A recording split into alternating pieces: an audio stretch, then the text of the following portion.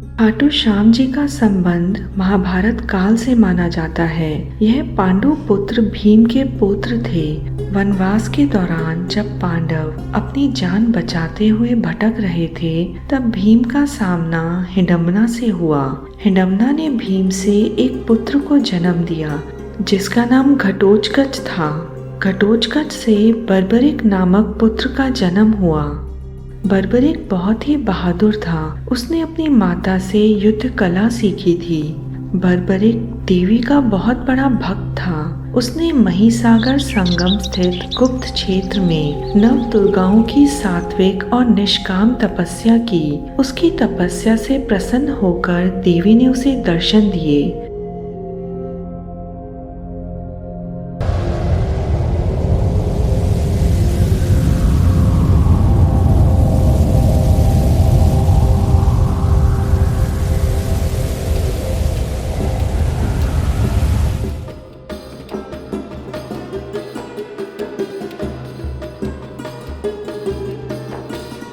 पुत्र, अपनी आंखें खोलो। प्रणाम देवी। मैं तुम्हारी तपस्या से अत्यंत प्रसन्न हूँ पुत्र। मांगो, तुम्हें क्या चाहिए? आपके दर्शन पाकर मैं धन्य हो गया देवी।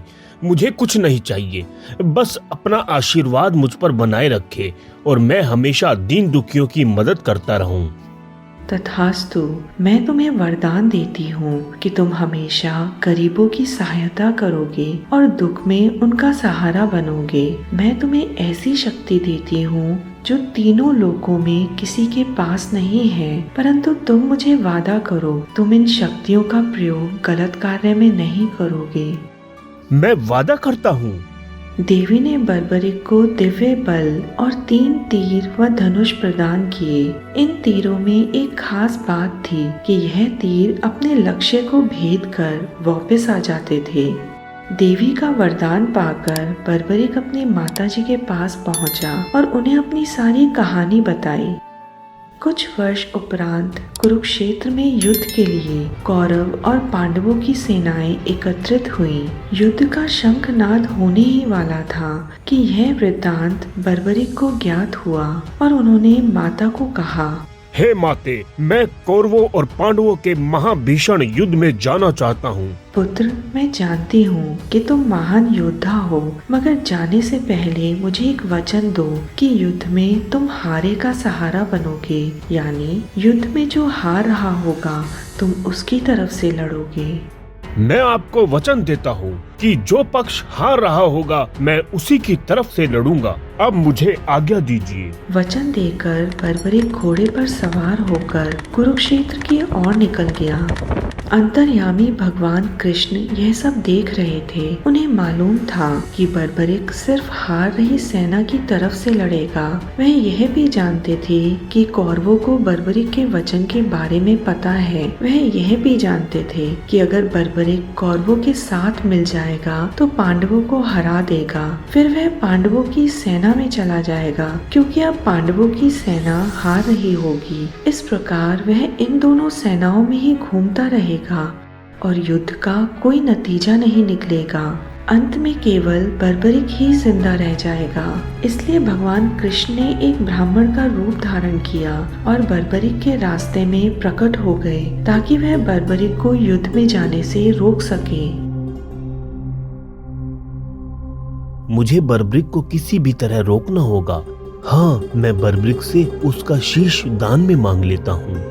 ओ महान योद्धा, तुम कौन हो और इस कुरुक्षेत्र की रणभूमि में क्या कर रहे हो? प्रणाम ब्राह्मण देव। मैं घटोत्कच का पुत्र बर्बरिक हूँ और कुंती पुत्र भीम मेरे दादा लगते हैं। मैं इस युद्ध में शामिल होने आया हूँ। तुम्हारे पास तो सिर्फ ये 3 बाण ही हैं। तुम इतने बड़े युद्ध में कैसे लड़ोगे? ब्राह्मण देव, ये बाण साधारण नहीं है। एक बाण ही शत्रु को खत्म करने के लिए काफी है, और हाँ, शत्रु को खत्म करने के बाद यह बाण वापस मेरे पास आ जाएगा।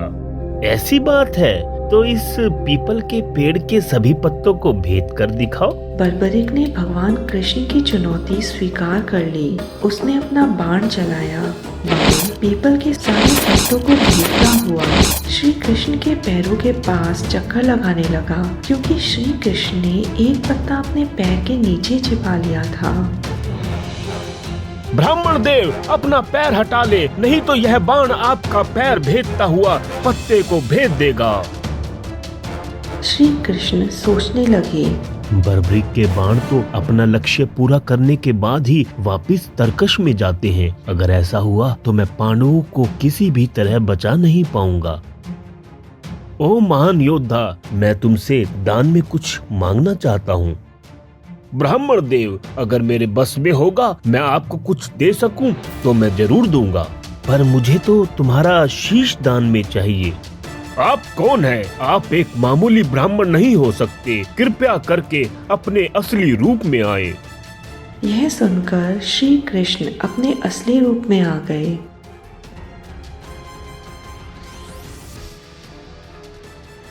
प्रणाम वासुदेव, आपने स्वयं मेरा शीश दान में मांगा है। बर्बरिक, युद्ध के मैदान में पूजा हेतु एक महान योद्धा के शीश की जरूरत होती है और तुम एक महान योद्धा हो। वासुदेव, मैं अपना शीश देने के लिए तैयार हूँ, परंतु मेरी दो इच्छाएं हैं। पहली, आप मेरे शरीर को अग्नि देंगे और दूसरी, मैं इस युद्ध को अंत तक देखना चाहता हूँ। ऐसा ही होगा बर्बरिक, कलयुग में तुम्हें हारे का सहारा कहा जाएगा। तुम श्याम नाम से जाने जाओगे और मेरे नाम से ही तुम्हारी पूजा की जाएगी। कलयुग में लोग खाटू श्याम के नाम से तुम्हारी पूजा करेंगे। बर्बरिक ने भगवान श्री कृष्ण को अपना शीश दान में दे दिया। बर्बरिक का शीश युद्ध के पास की एक पहाड़ी पर सुशोभित किया गया, जहाँ से बर्बरिक ने पूरा महाभारत का युद्ध अंत तक देखा। आखिरकार युद्ध में पांडवों की जीत हुई। युद्ध के खत्म हो जाने के बाद पांडवों के बीच बहस हो गई कि युद्ध में जीत का श्रेय सबसे ज्यादा किसका था। यह सब देखकर श्री कृष्ण बोले, तुम सबको वाद विवाद में पड़ने की कोई जरूरत नहीं है। बर्बरिक के शीश ने यह युद्ध अंत तक देखा है, इसलिए उससे बेहतर कोई नहीं बता सकता कि किसका श्रेय सबसे ज्यादा था। श्री कृष्ण की बात सुनकर सब उस पहाड़ी पर चल दिए, जहाँ बर्बरिक का शीश सुशोभित था। बर्बरिक, तुमने तो युद्ध को बहुत ही ध्यान से देखा है। क्या तुम हमें बता सकते हो कि इस युद्ध को जिताने का श्रेय किसको जाता है? भगवान श्री कृष्ण ने ही तुम्हें युद्ध जिताने में मदद की है। उनकी शिक्षा, उनका कौशल, उनकी युद्ध कला, उनकी उपस्थिति ने ही यह युद्ध तुम्हें जिताया है। मुझे तो पूरे युद्ध में बस श्री कृष्ण का सुदर्शन चक्र ही घूमता नजर आ रहा था। इस युद्ध को जीतने का सारा श्रेय भगवान श्री कृष्ण को ही जाता है। इस युद्ध में मरने वाला भी कृष्ण था, मारने वाला भी कृष्ण था, जीतने वाला भी कृष्ण था और हारने वाला भी कृष्ण ही था। ओ महान बर्बरिक, तुमने सही कहा। सभी पांडव भगवान कृष्ण से क्षमा मांगते हैं और महान बर्बरिक के निर्णय की सराहना करते हैं, क्योंकि वह जानते थे कि अगर भगवान कृष्ण नहीं होते तो यह धर्मयुद्ध जीतना आसान नहीं था। भगवान श्री कृष्ण के आशीर्वाद से बर्बरिक को कलयुग में खाटू श्याम के नाम से जाना जाने लगा। खाटू श्याम के भारत में बहुत से मंदिर हैं और दिन प्रतिदिन उनके भक्तों की संख्या बढ़ती ही जा रही है। खाटू श्याम जी को भगवान श्री कृष्ण के कलयुगी अवतार के रूप में जाना जाता है। खाटू श्याम जी का भव्य मंदिर राजस्थान के सीकर जिले में स्थित है, जहां हर दिन लाखों भक्त पहुंचते हैं। श्याम बाबा जी के बारे में यह मान्यता है कि यह सबकी मनोकामनाएं पूरी करते हैं। पौराणिक कथा के अनुसार खाटू श्याम की अपार शक्ति और क्षमता से प्रभावित होकर श्री कृष्ण ने इन्हें कलयुग में अपने नाम से पूजे जाने का वरदान दिया था।